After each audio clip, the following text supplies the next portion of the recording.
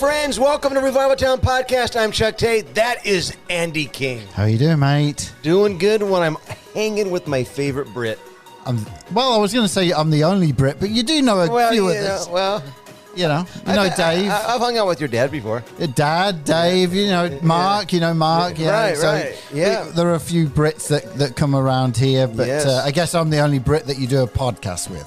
Only Brit that I do a podcast with, but Brit aside, one of my favorite people. Thank you, mate. Same with you. Always love doing this and hanging outside of this studio. We came in this morning. There was a storm. We walked out and it was like 80 degrees and sunny It's and beautiful out. So but we love doing this for sure. Hey, okay, so we have talked about the summer over the last few weeks. Looking back and all of that type of stuff. Mission Impossible, film of the summer. Oh, man. Now, no spoiler alerts because I have yet to see it because we started with number one. Yeah. And we're going back through them, and then we're going to watch the newest one. And you've got to watch the one before it. Right, which we will because we're watching them in order. But I just know the scene where he rides the motorcycle claw. Wow. Do over.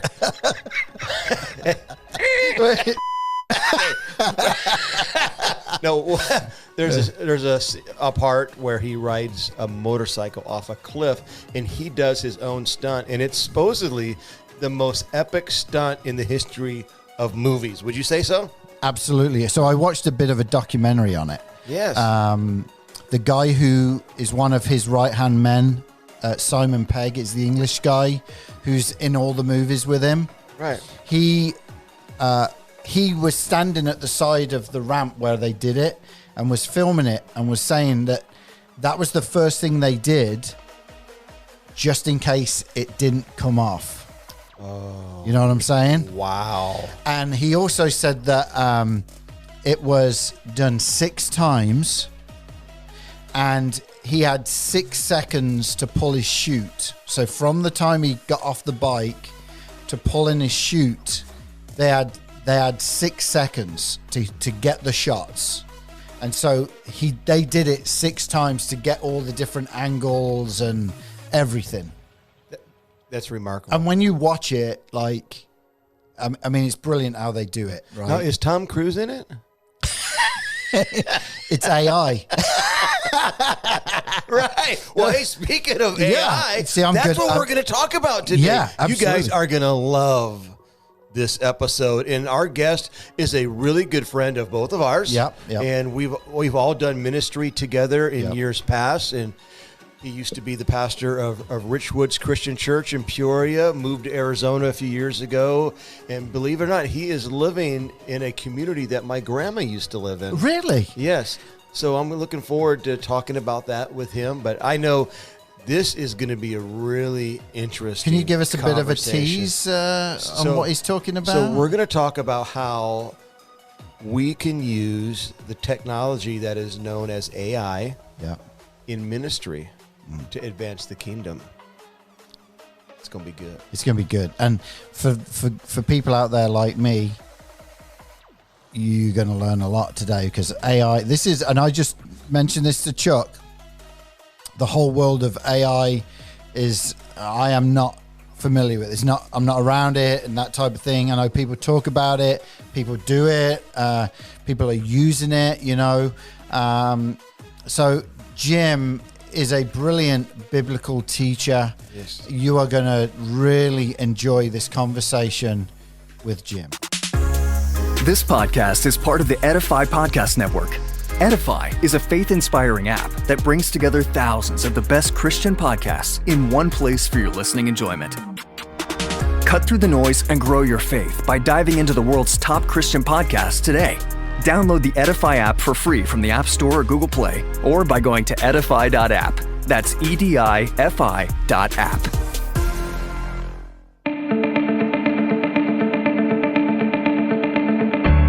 Hey everyone, it's time for another conversation on Revival Town Podcast.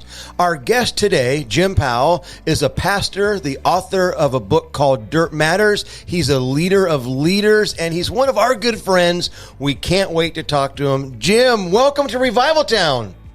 Hey guys, what a treat, man. Good to see both of you, and looking forward to our conversation today.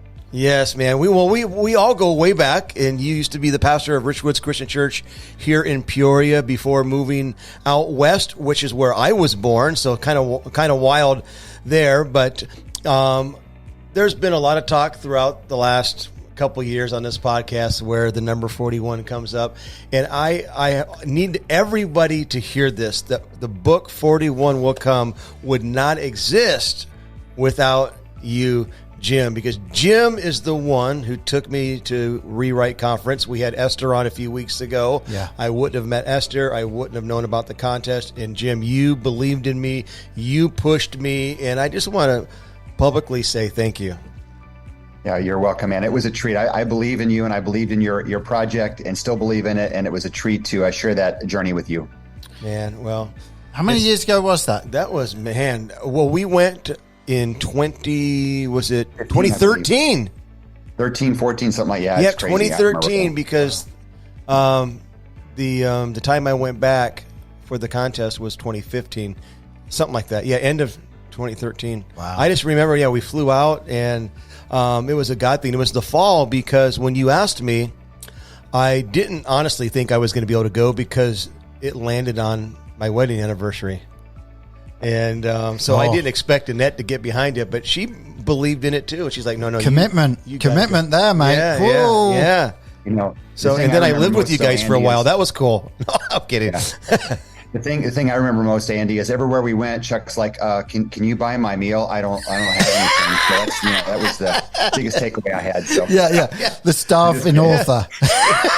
Yeah. Well, thank you. Yeah, thank you for letting me move in with you guys too. After that, that was awesome. Well, oh man. Well, we're going to talk about some technology today, and this is really, really, really cool stuff. So. The subject that we're going to talk about is AI, right? And I know that, Jim, you are very passionate about this and believe that we as church leaders need to be on the cutting edge of knowing exactly what's going on. So, I guess right off the bat, how did you get exposed to AI, and why are you so excited about it? Yeah. Well, let me first of all say I'm not a tech guy. Like, I don't like learning new computer programs. I hate dealing with virus stuff. I'm not a guy who loves it. I've never built a computer. Don't like any of that stuff. But I'm a pragmatist. And when I find resources, tools that work, I love that. Anything that can make my life simpler and more productive, I'm drawn to. Yeah. And what happened with AI, my son, who was a freshman at Northern Arizona University, called me up and we were talking. He's like, "Hey, Dad, man, kids are using this new AI. They're using ChatGPT to write their papers." And he goes, "You won't believe how easy this is and how good these papers are." And so we talked about it. So I downloaded the app, played with it a little bit. It was just so. And then a couple of months later, I was listening to a podcast, and it was a podcast on economics, interestingly enough. And there were people debating whether some of these stocks, Apple and Nvidia, if they were overvaluated because they were just going through the roof. And they were all talking about how expensive they were. And this one guy said, they're not overvalued. And he began to talk about AI and all that it can do for the average layperson now. And it really got my curiosity. So I went back and started playing with it again. And the second time I got into it, I'm like, holy shnikes. I mean, I was hooked. And I've been immersing myself in it ever since. And I'm a huge believer. I think, first of all, for me personally, how it's magnified my time, multiplied my time. And, as you guys know in the Old Testament, the men of Issachar understood the times and knew what Israel should do. And this is our world, the same way that the computer has changed our worlds. Chuck, you maybe don't remember this, but Ann and I, we remember when the computer became mainstream, the internet became mainstream, right? Yeah. And I still vividly remember in 2007 when I got my first iPhone, first generation iPhone. A guy in my church said, "Hey, buy this phone." I got it. It was really cool. It was a novelty. And then I had an experience where I'm like, I realized it's not just a novelty. This is a tool that's going to change my life. Yeah. And I'm telling you, artificial intelligence is going to do the same thing. It's going to change our world. And we can either be resistant and skeptical, or we can step into it and realize there's tremendous benefits for us as church leaders and as Christians, but also we need to understand where the world's going. Sorry. So, okay, so you've unpacked it a little bit, but can you go into how it works and why it's relevant? Sure. So what artificial intelligence is that through the internet, we have access to limitless information, right? We all know this, right? I mean, anything you want to research, you can get in there. So the internet has opened the world to us to what's referred to as the information age, right? And now we have information overload. We have more information available to us than we know what to do. The difference is with AI is that AI, what it does, it takes pieces of data, and then it's able to sort of process that data. And it happens in these milliseconds. So there's different kinds of artificial intelligence. There's visual artificial intelligence. This is, you can take a picture of my refrigerator, and there's a program that will be able to look and classify everything in my refrigerator and then give me things I can cook for supper. Self-driving cars are visual AI. It's able to scan the area and say, red light, stop, go, car here. It's able to self-drive a vehicle. That's visual. We have audio AI. All of us have used this if you've ever used voice to text. If you've used Siri or Alexa, that's AI. There's also predictive AI. So when Andy, bets on the Premier League football games, and it's telling there's a, 45% chance that Chelsea's going to win, it's predictive. It takes all the data and it gives you mathematical calculations about which team has the highest percentage to win, right? Okay. The real game changer, though, is what's called generative AI. And generative AI is where this artificial intelligence programs, it scans the internet, it scans the data available to it, and it generates responses. So if I search for something online and I'm like, okay, I want to take, whatever, give me whatever topic you want to do. The internet will give me access to that information. I scan through, I click on links, I back click, I scan through, I click on a video. I have access to the internet, but I have to search through all the information myself. Right. Most of which is irrelevant. AI, though, will take that information. It will do the search for me, and then it gives me the response. It generates outputs. It thinks for you, and it gives you what you're looking for. I'll give you this example, and you can just probe me with some more questions. In Peoria at Richwoods, I had an assistant. And if I was going to fly out of town for a conference, I'd say, Melissa, give me my 3 best flight options for going to California. These are the dates I'm going to be gone. She would open up, Orbitz or Expedia. She would go through flights. She knows I hate Chicago because there's always something going on in O'Hare. She knows I'm not a morning person, so I don't want to get up at 3:00 to go to the airport. She goes through all these flights. This one has 3 layovers. This one is going to get him there maybe a little bit late for the conference. He doesn't like Chicago. She goes through all these flights and she comes back and says, here are your 3 best options. And I say, okay, I'll take the second flight. Or maybe I say, give me a couple more options. I don't like any of those, whatever. And she'll give me some more research. She's doing the heavy lifting. I'm making the decision. Are you with me? Yep. We've all done this, right? Yeah. Going through all these flights. With AI, you can download something called a plugin for Kayak or Expedia, and I can speak into my computer and say the same thing. I'm going to California in these dates. I want my 3 best flight options. I don't want to leave too early in the morning. I need to be there by 4 p.m. I would rather avoid Chicago. I don't want more than 1 layover, and I want an economical flight. What that AI program will do is it searches all those things. It generates responses and says, Jim, here's your 3 best flight options. And it does it immediately. That's what's fascinating. It does it in seconds. It's crazy. Yes. So, my world just opened up. All right. So, yeah. So, Jim, I shared this with you. So, Andy, when you had me speak for Mission Peoria, yeah, and then you said, hey, by the way, we need a devotional for every morning after you preach. Yeah. So I used AI to write my devotionals. It was still me, like I still tweaked it and reformatted it, but it saved me time. It made me more productive. So I told it, hey, I'm going to preach on making a difference. And I could say my text or whatever, and I could say, write a couple paragraphs, write a devotional for teenagers about this. And it just kicks it out. And then I just took that. I don't have to research anything else. I just use that as my starting point. And I knocked them out. That's the only way I was able to meet your deadline. Yeah. I would not have met it. Wow. Yeah, that's the power.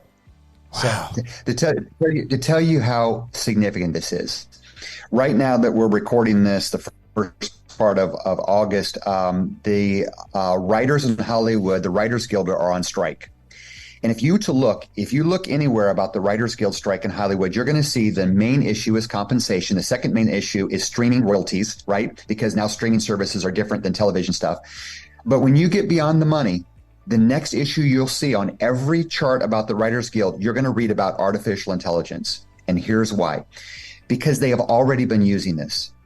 Comedians are using artificial intelligence to help them set up their sets. I'm doing a joke on this. I want to do this theme, and it's generating jokes or ideas for jokes.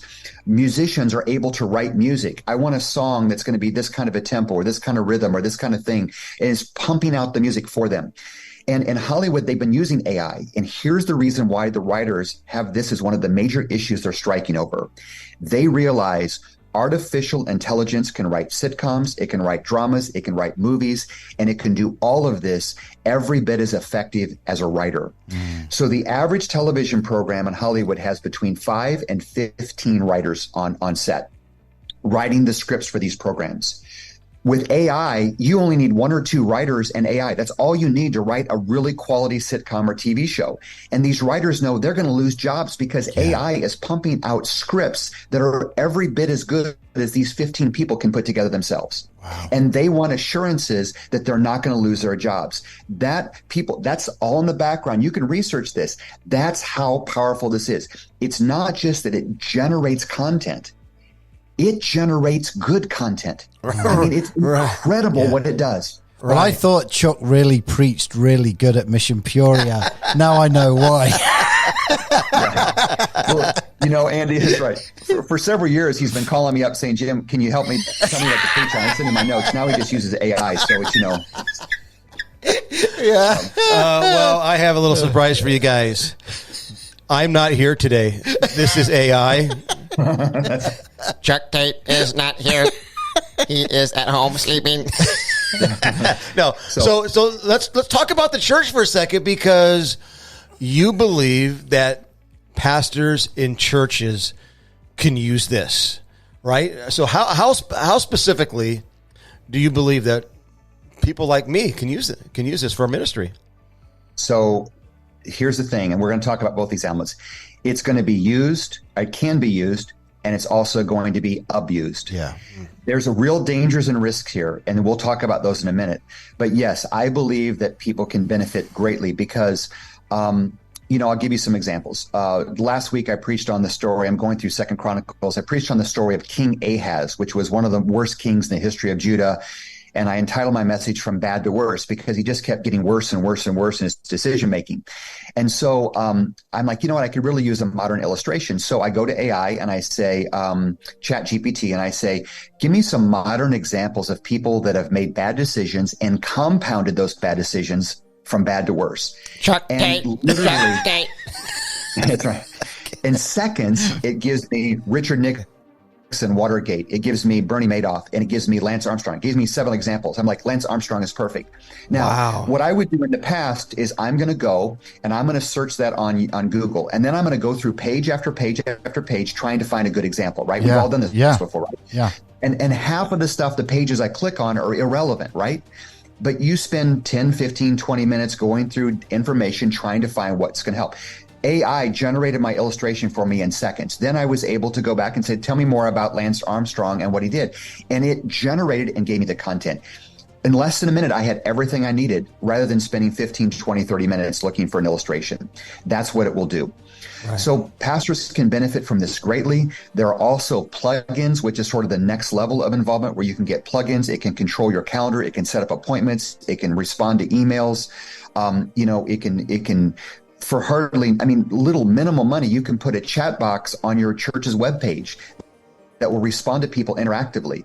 There's so much good that can be used for this, and we are still at the infancy stages of this. Yeah. I'll give you another example as a test. I did the second time I came in this, I'm like, holy, this is a game changer.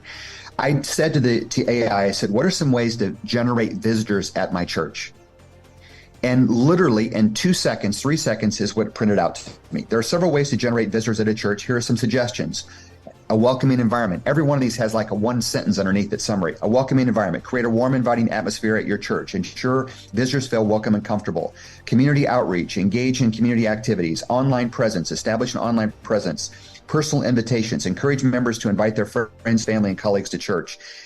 Special events, organize special events, engage with local media, reach out to local newspapers, TV stations, radio stations, online platforms to share about your church, upcoming events, community involvement, community partnerships, collaborate with other community organizations. So it gives you all these suggestions, and every one of them has 1 or 2 sentences. So then I can say, well, tell me more about community partnerships. What are some examples of that? What are ways I can do this?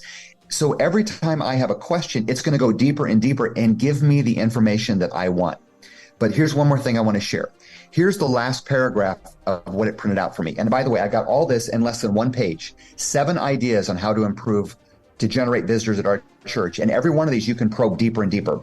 But listen to this last paragraph. Remember, building a strong and welcoming community is key to attracting visitors. By focusing on meaningful connections, genuine hospitality, and relevant outreach, you can create an environment that draws people to your church. Let me tell you something. That's good. Yeah, it is. Yeah. That's It's telling brilliant. me you've got to have genuine environment. You've got to, all these things. It's powerful.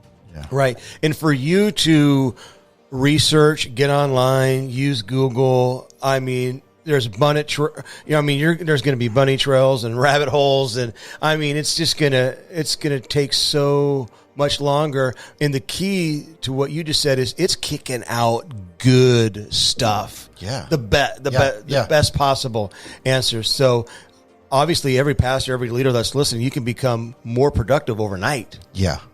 Well, Absolutely. Let's throw, so that is incredible, right? And I mean, you can go to some of the best conferences in the world, and they're the notes you're taking, what that just spat out in 2 or 3 seconds.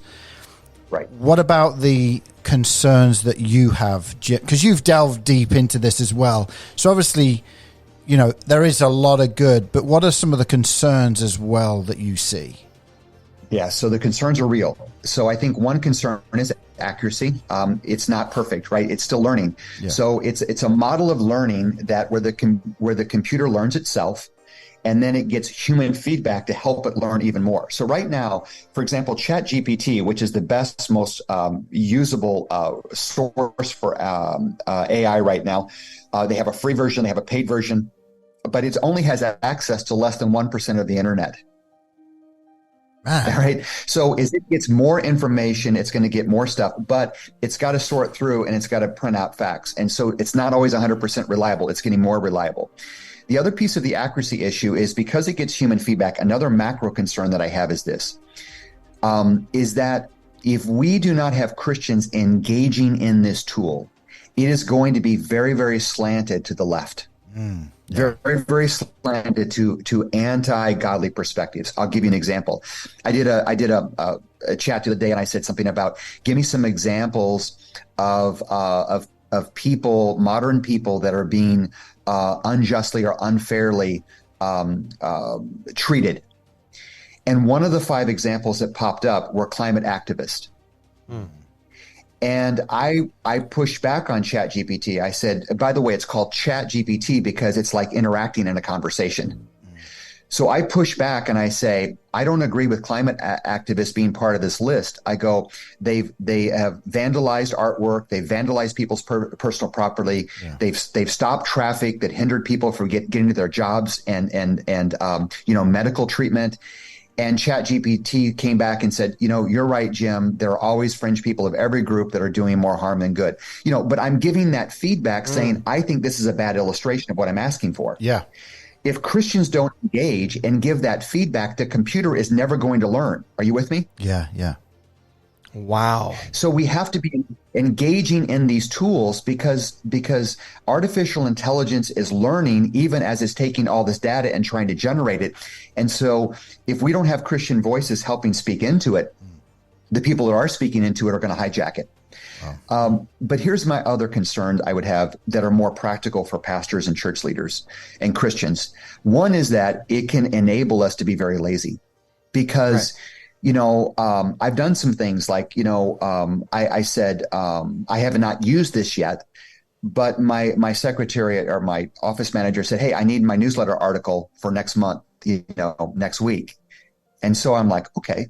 I'm like, let's play around here. I'm like, to ChatGPT, I said, give me a 300-word newsletter article on, I forget what I use, worship or outreach.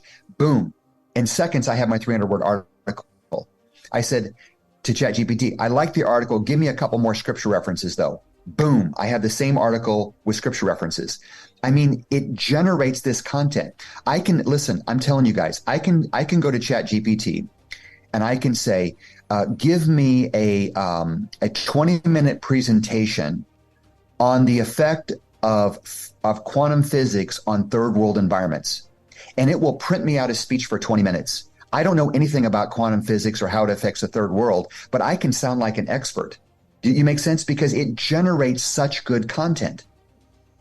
So if we're not careful, it can enable us to be very lazy because we can say, give me a 3-point outline with an introduction and a conclusion with supporting scriptures on the importance of worship or the value of intercession or the internal elements of worship. You know what I'm saying? Like it'll give you this so it can enable pastors to be lazy and irresponsible. It can also make us sound like we know stuff we don't know. Yeah.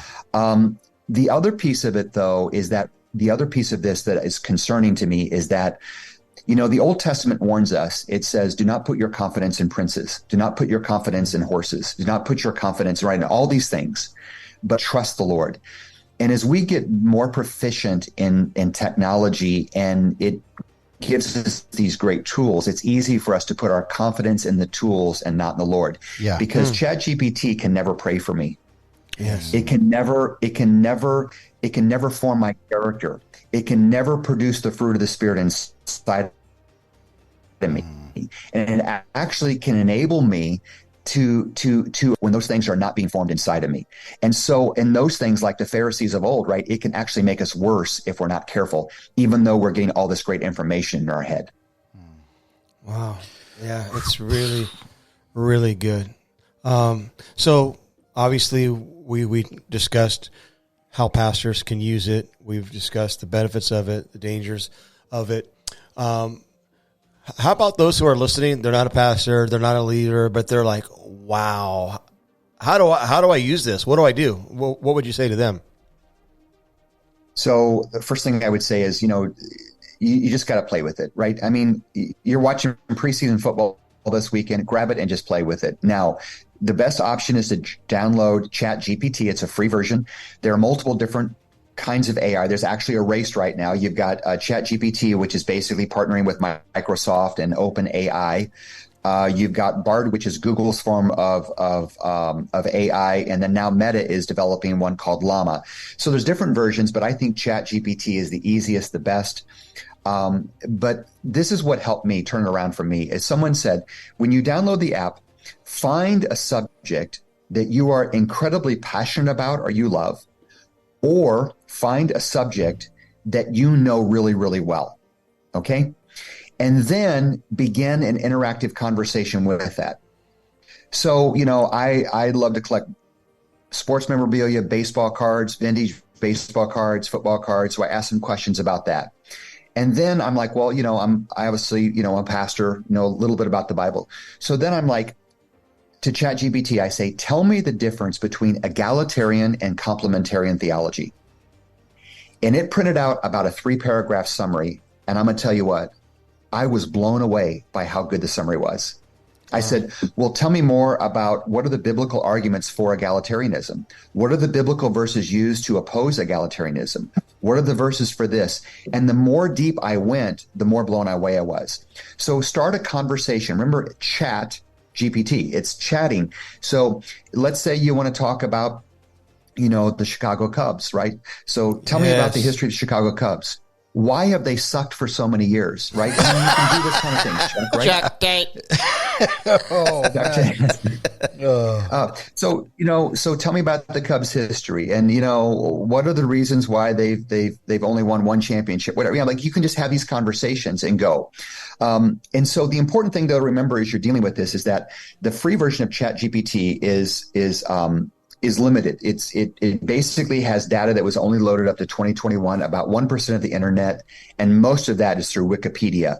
ChatGPT 4, which is a paid version, has a much broader access to more information, and these things are going to snowball. It's just going to get more and more information. They're going to get more and more better, but it's not inerrant. But yeah, download the app, play with it, ask it some questions, push back like I told you I did earlier. I don't agree with this. Give me an example of this. Make a better case for this. And you're going to be blown away at how interactive it is. It's like having coffee with somebody that's an expert in the field and just asking them questions. So, Jim, when you say download the app, obviously there's a phone element to that, right? What are you doing? Like I'm a Mac guy.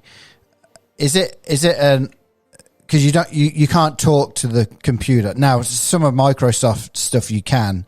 How do you do that on the regular computer? Are you typing this stuff out? Right.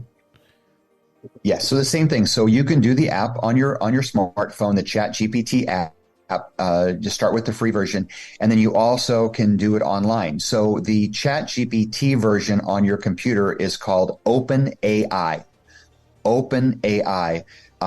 .com, and you go there, and then you can just use your Google, set up your account, and an email to an account, and then you can access on your computer. Same thing with Llama, same thing with Bard, and then you can just cut and paste things. You can do whatever you want on your computer. Mm-hmm. Brilliant. All right, so let's try something. One more concern. Oh, go ahead. Yeah. Go ahead. Yeah. What was your concern, Jim? Go ahead, Chuck.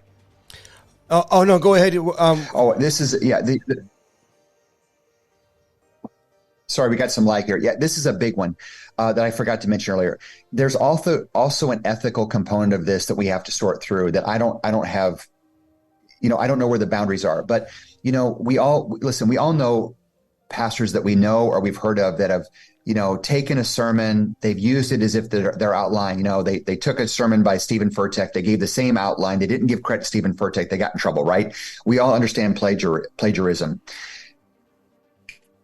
AI is different because it generates fresh content. But what worship that I put in my newsletter and sign my name to that I really didn't generate, right? And I'm not sure where the boundaries are, where we're going with this, because it's not plagiarism. It's called open AI, so it's open source. So I can use everything that generates through AI, I can use as if it's my own. There's no boundaries there.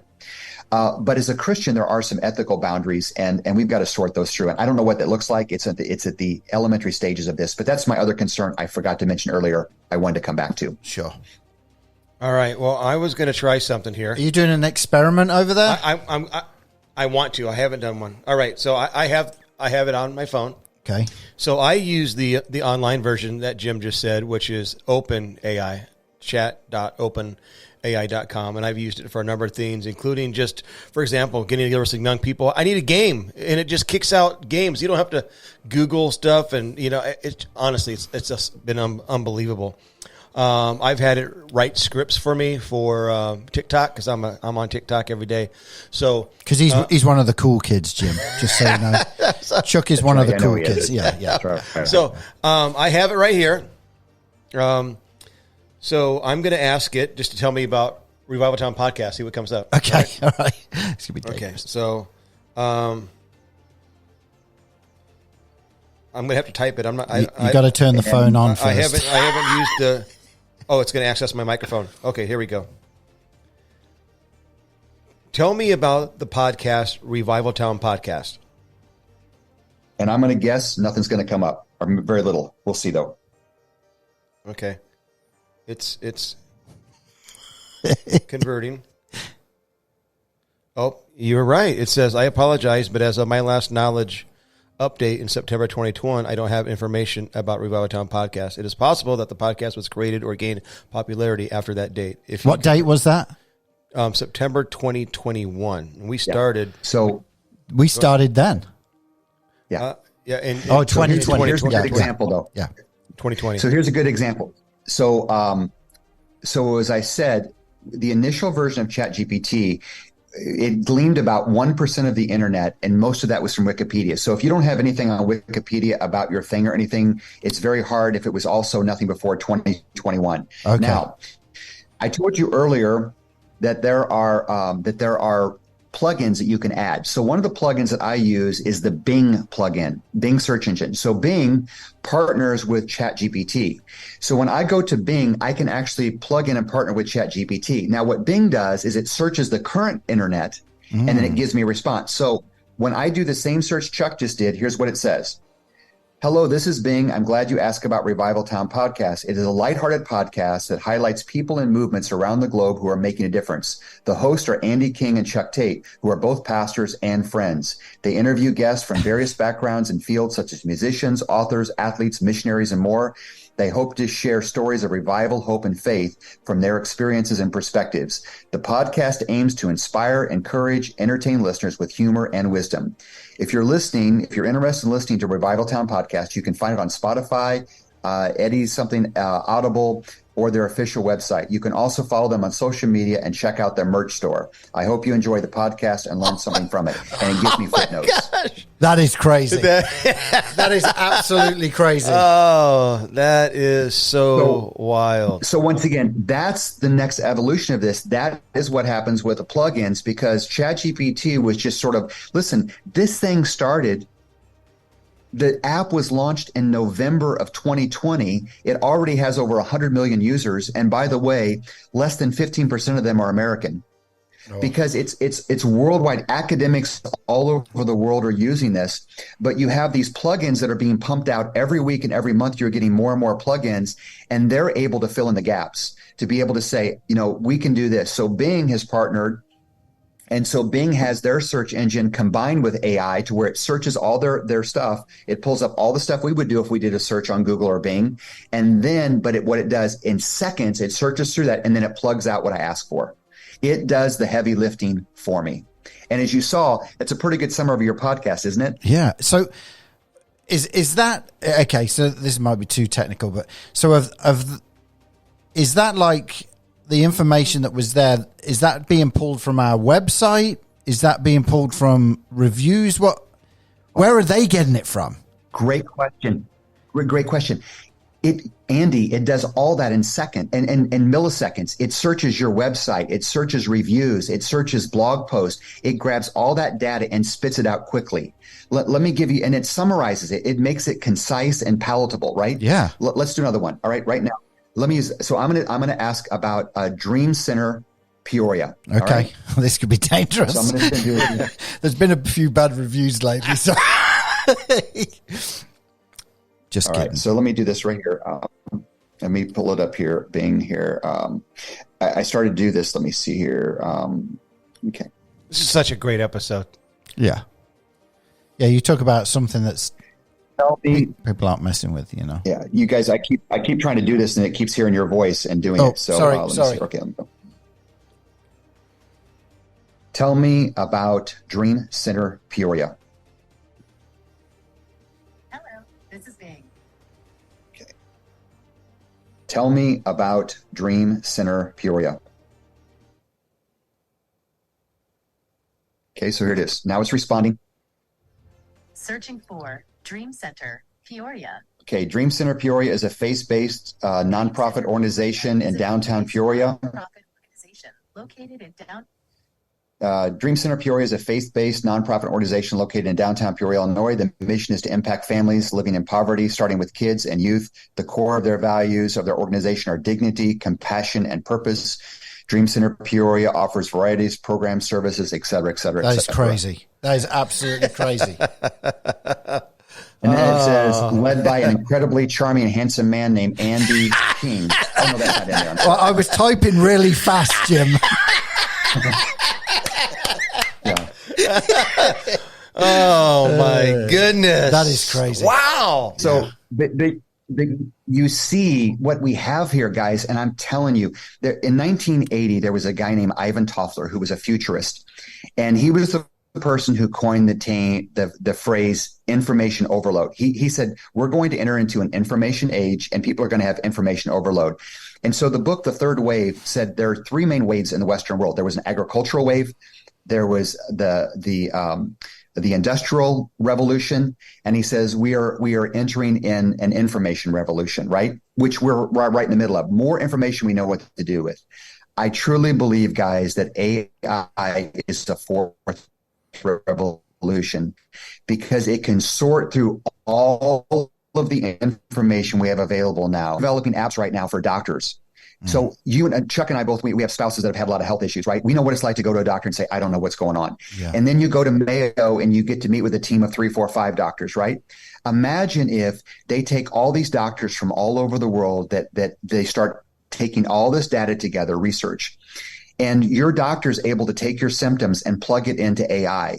And they're able to use the collective wisdom of all these people and give you a number of potential diagnoses in a matter of seconds. Right? Because you're taking all the collective wisdom of all these doctors all over the world. And maybe there's a doctor in China that is researching a new illness that isn't known here, right? You have all these things, especially these wacky illnesses. Yeah.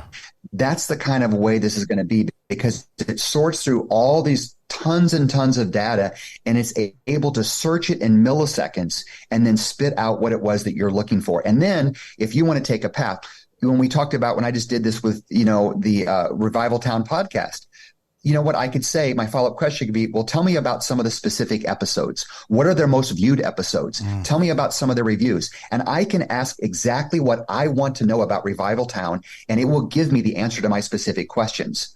So I'm not going through all the information, trying to claw over all the stuff and deal with pop-ups, to find what I want. It's going to give me exactly what I want. And one question leads to the next question, which leads to the next question. Well, now, and again, you just touched on something that mind-blowing. That is incredible, but also people have got to be wary. Like, for instance, you could have someone who is asking for medical advice, gets medical advice and thinks they are now the doctor, and it could be incorrect. Like what you said earlier, some of this stuff could be incorrect, right? 100%. It's not 100% correct. It has, they're called hallucinations, but right. It's not true content. It's like it's making assumptions. They're not, because it's trying to generate a content the same way you and I generate content, and not everything we say is exactly true, right? Right. We had an assumption. I thought this. Oh, I have better informed about that. We've all done it. So they have the same thing. I'll give you an even worse example, a scarier example, Andy, is when I was doing research on this some time back, I heard a guy talking about, and they said, what scares you about this? Is, computers going to get so smart they take over the world? He said, he said, the thing that scares me more than that is because it generates content. He goes, what scares me is someone can do this. They can say something like, what kind of events will it take to trigger Russia launching a nuclear bomb? Like it's able to think and say, well, if someone does this, or if the president feels threatened there, like it helps you to think through forms of depravity. Mm-hmm. So let's say a person says, I want to do a school shooting or whatever. I'm horrible to use these horrible examples, but I'm trying to be, honest about the dangers here. It doesn't just take that thought in my mind, but it can trigger people's thoughts. It can give them all kinds of scenarios about how they can maximize this evil for evil, because it takes data and it thinks for you, giving you possibilities, probabilities, etc. And so as you get more and more information, you think about terrorism. You don't need guys in a cave in Afghanistan brainstorming. Now they have access to the entire internet to help them brainstorm as well about ways to do horrific acts of terrorism. And so there is all kinds of dangers and evils associated with this. But it's here. It's not going to go away. We have to be aware of the risk. We have to try to mitigate them the best we can. We have to be sure we act with integrity. Yeah. But this, like all things, is also a tool that can be used for great good for the kingdom of God if we will embrace it. Amen. Wow.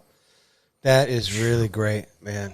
Well, Jim, thanks for taking time to to come on and share what you know about this. And we're going to have you back on after we learn some more and have some fun with it. And we can maybe do an episode where we have it generate responses, come up with funny questions or in serious questions and even ministry related questions and just see what happens. I mean, definitely it's right at the beginning of what's happening. Are you doing anything with this? I mean, I know you've written a book before. Are you thinking of doing anything like that about this, or is it too early, or do you think this is just something you love to really get into? Well, I mean, I could use AI and write a book tomorrow on it. I mean, literally, I mean, it can do it for you, but no, I don't feel compelled to do this, but I do feel, I tell you guys, I had this, and you guys know this as pastors and as leaders, that there are times the Spirit just nudges you and you just you have this burden, like I just have this burden. And as I've gotten in this, guys, I have this burden. I'm blown away by how powerful this is. How it can save time for pastors, how it can improve productivity, how it can help us generate ideas and brainstorm things. But also I have this burden because I know how the church tends to react to these things. We are behind the 8 ball on all of this kind of stuff. Mm-hmm. And we tend to be late to the party.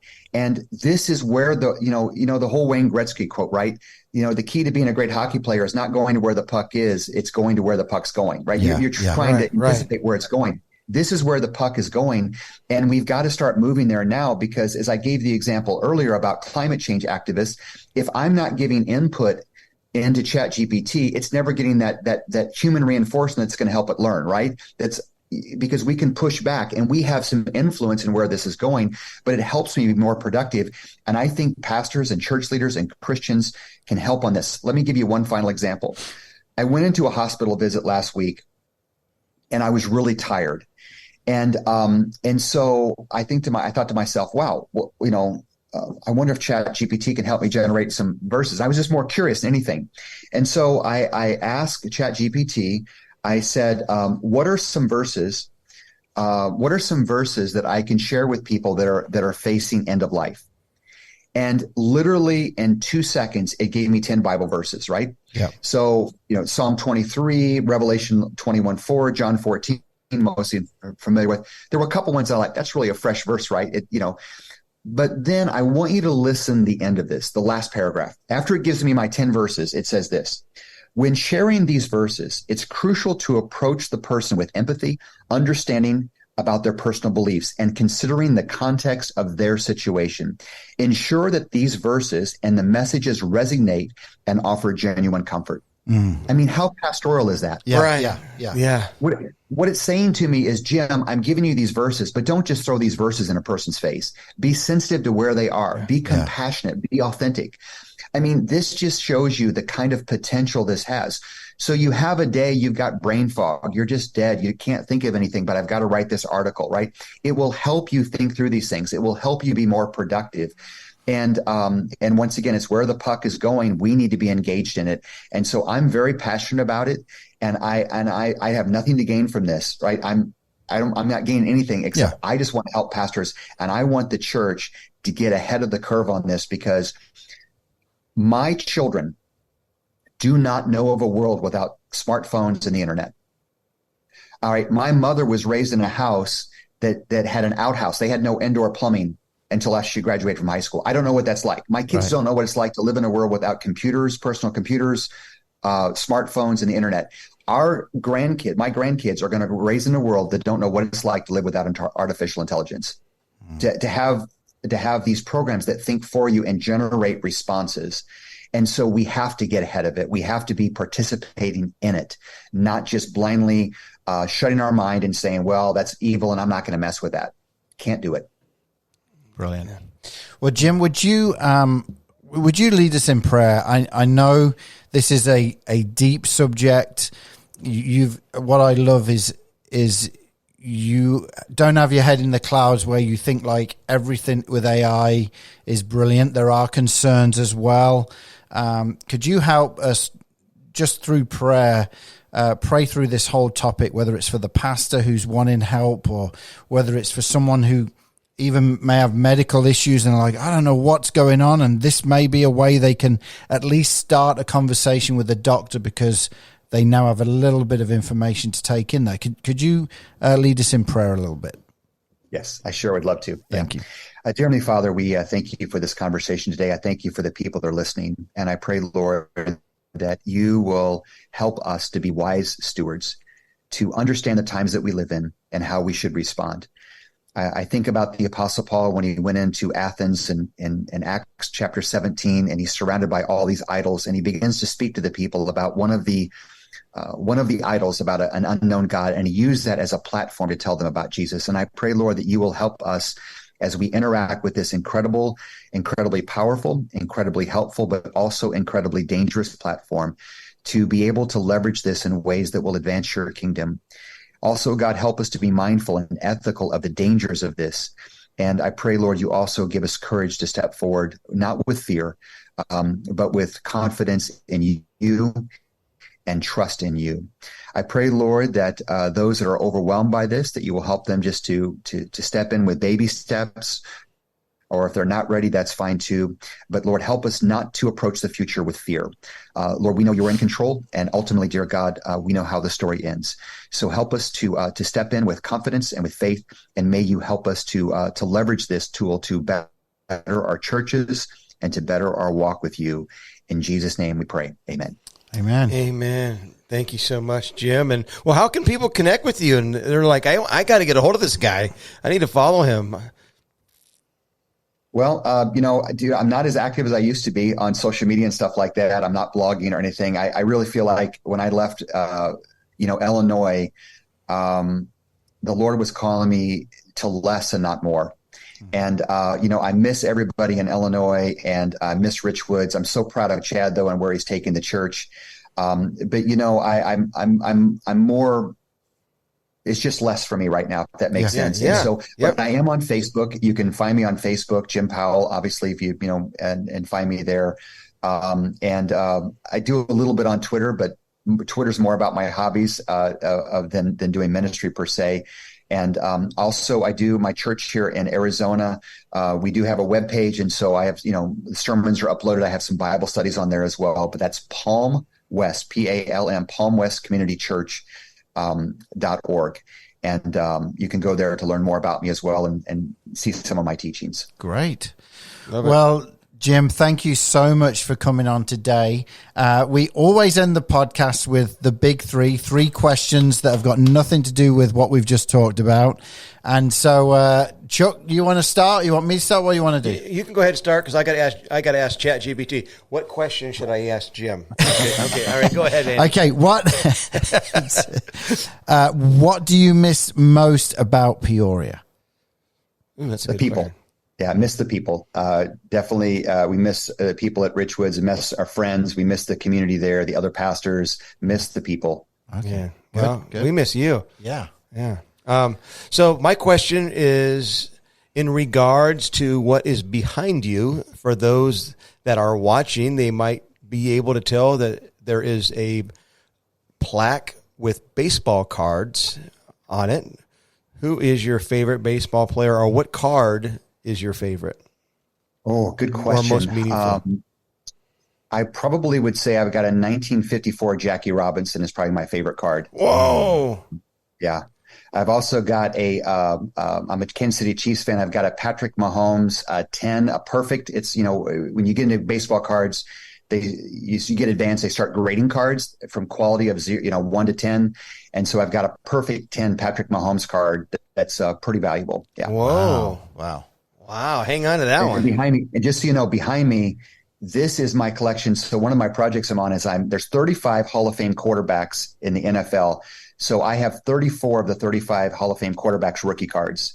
And it's once I finish this collection, which I should do shortly, that's going to come down. Every one of those are going to be put into a safe or a safety deposit box and passed down. I'll start a new collection with something else. So I thought it was baseball cards from here. Man, ChatGPT, how can I improve my eyesight? Well, I know you got your last question, but there's a Wheaties box I'm intrigued by behind you. So what's that? Yeah. That's great. Those are eagle eyes. That's a good call. So that Wheaties box is an See how older fast Wheaties GPT is?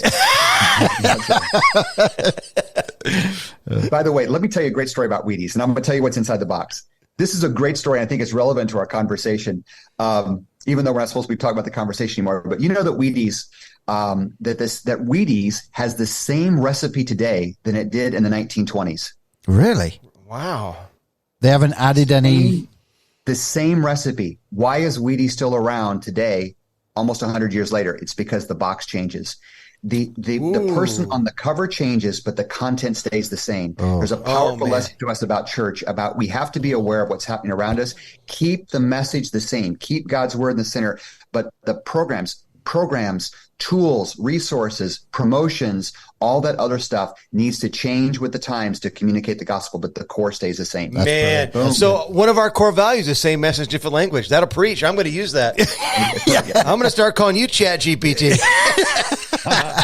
Yeah. So I've used that one for years. But anyway, so inside this, let me show you what's inside of this. It's actually worth it. Oh man, I might get in trouble by Andy. You know, the Assemblies of God may not like this, Chuck, but I'm going to show you what's inside of it. You're fine. I bought this off of a guy, very, very reasonably, and he gave it to me in this tin. But so this is a pack of cigarettes called Home Run cigarettes from 1920. Whoa! And it is still a still sealed pack of cigarettes, but they're called Home Run cigarettes. And the date on here is, what is it, I think it's 1920. 1921, yeah. So I got this very, very cheap, but it's still a sealed pack of cigarettes, and I'm going to get this encapsulated to more preserve. But yeah, so it's just a little collector's thing I picked up. Wow. That's crazy. That's really cool. Okay, my last question is this. You've lived in Illinois, you live in Phoenix. Are you, weather-wise, what do you prefer? Dude, that's not even a question. I love Arizona. Oh, okay. All right. We were going to try and get you back, but you know, 300 days of sunshine. I've got a pool by the God's grace in my backyard. I'm outside year round. Like even this time of year in the summertime when it's 110, 115, I still play pickleball in the evenings. I still go for a walk every night. I still go for bike rides. It's not as bad as you think. Now, when you're in the sunshine, 115 of sunshine is brutal. Yeah. But when you're in the shade or the sun goes down, it's not that bad. I love it. Yeah, absolutely love it. And you're I've heard you're a bit of an animal on the pickleball court, Jim. Like, it's a blessing, man. I'm pretty competitive, and it's now yeah. So I started playing. I got exposed to pickleball before I moved here, actually in Illinois, and then when I got here, especially during COVID, I went immersed. So I play pretty competitive out here, and do some lessons in my neighborhood to residents out here, and I love it. Yeah. So we're about Chuck. You don't know this. We're about to restrip the Dream Center gym floors because it's been a few years now. And we are going to put markings in for pickleball. Ooh. Yeah, so I just got invited to a league, and I was really thinking about doing it. Now I have to do it. Oh, it's a blast. So if you do this, though, seriously, Chuck, if you do it and you like it, and even for you, Andy, if you decide to play pickleball and you like it, try to find someone to give you a couple lessons.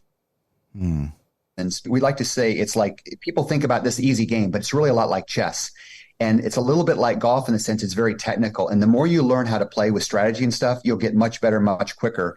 But it's a blast. And the more you learn about it, the more fun you're going to have. So, yeah. All right. Well, this has been fun. It has. Jim, thank you so much for coming on to Revival Town today. And I know it's not the last time we're going to have you on, especially as this technology keeps growing and growing. We want to grab you back on to be able to talk more about it for sure. So thank you, guys. It's so great to see you both and to hear you both, and it's a joy. I'd love to come back on and talk about this in 6 or 12 months to see where you guys are at in this journey and what you're seeing from it, to sort of see where the puck is going on this. But I'm telling you, man, it's a blessing to see you both and to hear you both, and hopefully we'll connect face to face sometime soon. That sounds good. Thanks, Likewise. Jim. Thank you, Jim. I'm a robot. You're talking to a robot. Hello. This is a robot. Hello, Andy King. You are my favorite Brit. That's wild stuff, isn't it? It is. And again, it's a world that is new to a lot of people. And hopefully today, after hearing Jim and what he's had to say, you may dig into it a little bit more, maybe research it a little bit more, right? And but what a conversation. Well, here's what's really crazy is this is going to blow your mind.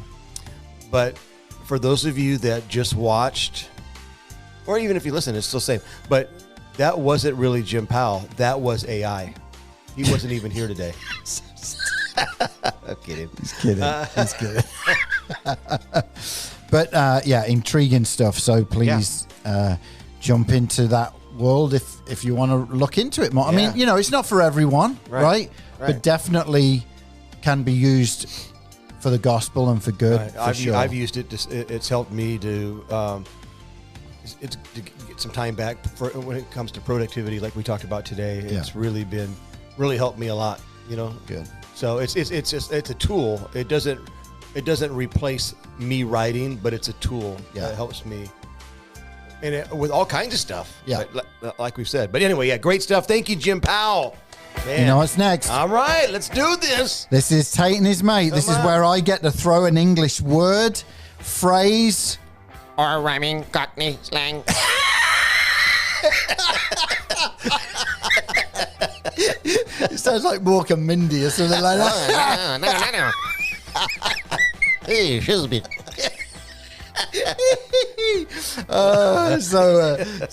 So here we go. I'm going to try and throw a word at Chuck that is not used in America that is used in England. You know what you should do?